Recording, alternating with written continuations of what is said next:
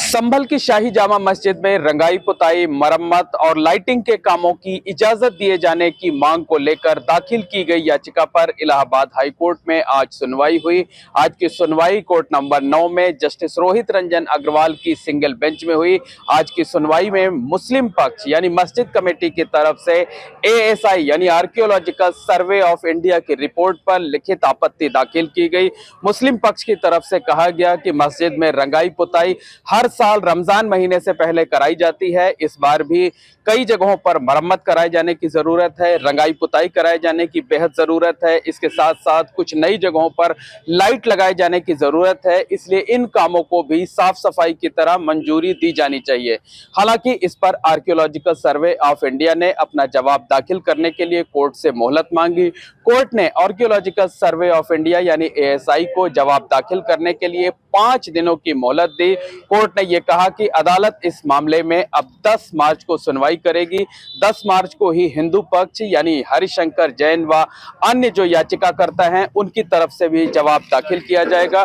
और इस मामले में आपको बता दें कि साफ सफाई का जो काम है उसे लेकर हाई कोर्ट पहले ही 28 फरवरी को हुई सुनवाई में मंजूरी दे चुका है। हाई कोर्ट ने कहा था कि एएसआई रिपोर्ट के आधार पर रमजान महीने के मद्देनजर वो साफ सफाई के काम को मंजूरी दे रहा है, लेकिन एएसआई रिपोर्ट में चूंकि जो रंगाई पुताई मरम्मत और लाइटिंग के काम थी उनको गैर जरूरी बताया गया था। कहा गया था कि इसकी कोई जरूरत नहीं है, मस्जिद में पिछले साल ही रंगाई पुताई हुई है, इसलिए नया पेंट यानी व्हाइट वॉश कराए जाने की जरूरत नहीं है।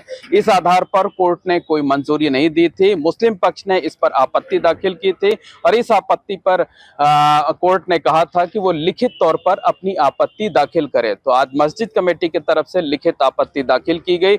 हालांकि हिंदू पक्ष की तरफ से एक नया हलफनामा 10 मार्च को दाखिल किया जाएगा। इसके साथ साथ आज की सुनवाई में यूपी सरकार की तरफ से भी पक्ष रखा गया। यूपी सरकार की तरफ से एडवोकेट जनरल ने यह बताया कि जो विवादित स्थल है, जो मस्जिद है का परिसर है, वहां पर कानून व्यवस्था को लेकर कोई समस्या नहीं है। कानून व्यवस्था पहले की तरह ही चुस्त दुरुस्त है। सरकार ने इस बारे में पहले से ही जो जरूरी कदम उठाए जाने चाहिए थे उन्हें उठा लिया था।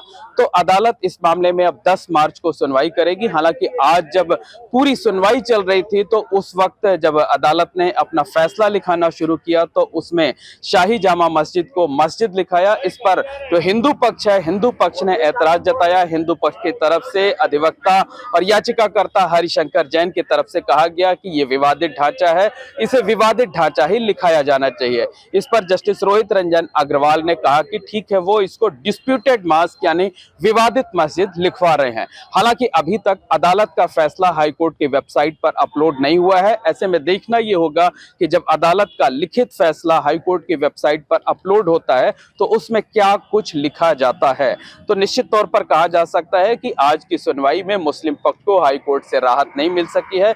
मुस्लिम पक्ष ये चाहता था कि रमजान का महीना शुरू हो चुका है, 2 मार्च से शुरू हो चुका है, ऐसे में उसे मस्जिद में रंगाई पुताई मरम्मत और लाइटिंग के कामों को भी मंजूरी मिल जाए, लेकिन अदालत ने फिलहाल इस मामले में अपना कोई आदेश पारित नहीं किया है। इस मामले में अगली सुनवाई 10 मार्च को होगी।